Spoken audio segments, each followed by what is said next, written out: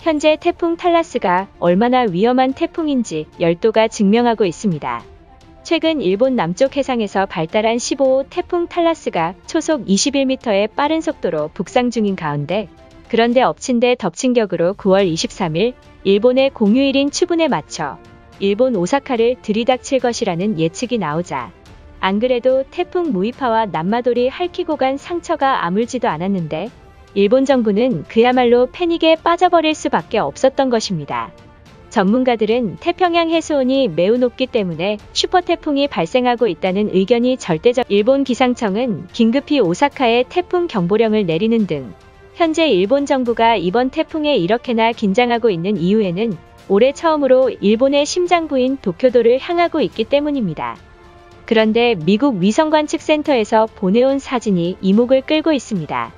중심기압 1000헥토파스칼, 10분 평균 풍속 21m, 강풍 직경 480km. 일본 기상청은 태풍의 등급을 매우 작은 태풍인 소형급으로 지정했으며, 태풍은 일본 혼슈 지방을 따라 북상한 뒤 도쿄 인근을 통해 잠시 상륙했다가 25일날 소멸할 전망이지만, 그러나 태풍 탈라스는 여전히 만족하지 못하는 움직임을 보이고 있습니다.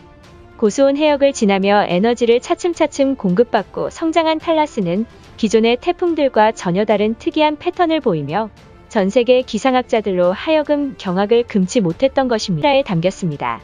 이날 일본 기상청은 초속 15m의 비교적 얌전한 태풍이 올 것이라 예보되었는데, 그러나 오늘 6시 35분경 초속 23m의 예상치 못한 강풍이 열도를 향해 들이닥치고 있던 것입니다. 일본 언론사에 따르면 태풍 탈라스는 기압이 엄청 낮거나 강한 세력이 아니라 말했지만, 안심하고 있던 일본인들을 비웃기라도 하는 듯 태풍 탈라스의 중심에서는 태풍의 눈이 선명하게 생기기 시작했으며, 이는 태풍의 세력이 예측 범위보다 커졌기 때문이다며 태풍 대비를 위해 가속화하고 있는 가운데 일본 열도를 집어삼키기 위해 드리운 먹구름은 점차 짙어지고 있습니다. 9월 23일 오후 2시경 태풍에 의한 습한 공기의 영향으로 일본 도카이 지방에서는 이미 24시간 강수량이 400mm를 넘은 곳이 있으며, 태풍의 영향권에 들어서기 전부터 강한 폭우가 쏟아지기 시작했습니다. 오사카 일대 중심으로 일본 기상청이 태풍특보를 발령했으며, 일부 지자체에서는 임시 휴교를 결정하는 등 일본 시민들은 계속된 태풍 발생에 지금이라도 도망가야 한다며 소리치고 있습니다. 일각에서는 누군가 인위적으로 태풍을 일본에 보낸다는 망언까지 내뱉기 시작했던 것입니다. 그동안 태풍 탈라스가 열대저기압에 불과하다는 일본 기상청의 예보가 있었지만 9월 23일 오후 9시경 열도를 들이닥친 태풍의 속수무책으로 당하고야 말았습니다. 와카하마현 스사미조는 도로 전역이 물폭탄을 맞은 듯 물바다에 휩싸였고, 오래 기괴할 정도로 연달아 태풍이 열도에 강타함에 따라 마트와 편의점에서는 식자재와 생필품 가격이 미친 듯이 폭등하고 있는 모습입니다. 탈라스의 영향으로 일부 상품 공급이 늦어지면서 상점에서는 진열대가 텅 비었습니다. 비교적 약한 바람이지만 소형 태풍의 위력에 비해 시간당 300mm의 폭우를 내뿜고 있어 또다시 일본 열도에 홍수 사태를 만들 가능성이 높다고 경고하고 있습니다.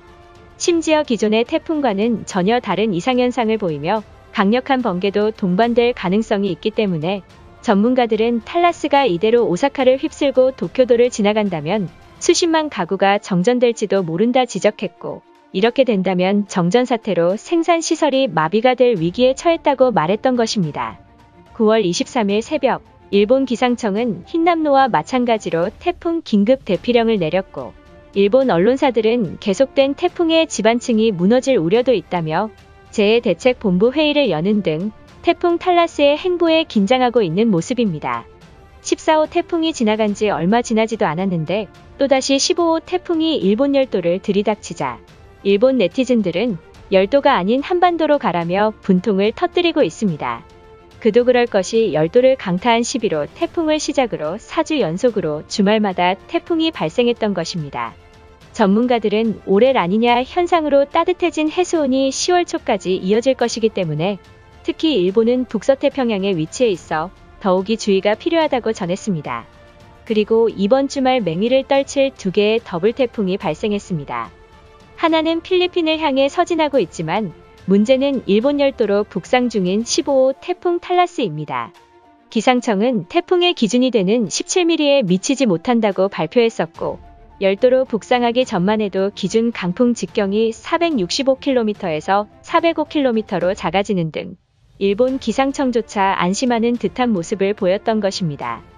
그러나 9월 23일은 일본의 추분이기 때문에 금토일 황금 연휴인 상황에서 오사카를 시작으로 도쿄도까지 많은 비를 뿌릴 것이라는 예측이 나와 이제 일본은 태풍 선진국이라는 여론까지 발생하기 시작했습니다. 그런데 많은 전문가들은 태풍 탈라스가 소형급임에도 경악하고 있는 이유에는 과거 일본 열도에 막대한 치명상을 입혔던 태풍 하기비스와 매우 유사한 궤도를 그리고 있기 때문입니다.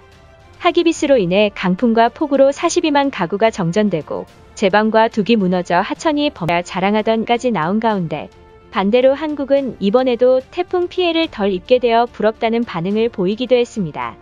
전문가들은 최근 편서풍의 영향으로 한반도로 북상하던 태풍들이 편서풍을 타고 오른쪽으로 방향을 비틀어 열도에 들이닥치고 있다는 분석을 내놓으며 한반도가 축복받은 나라라는 말까지 나오기 시작했던 것입니다.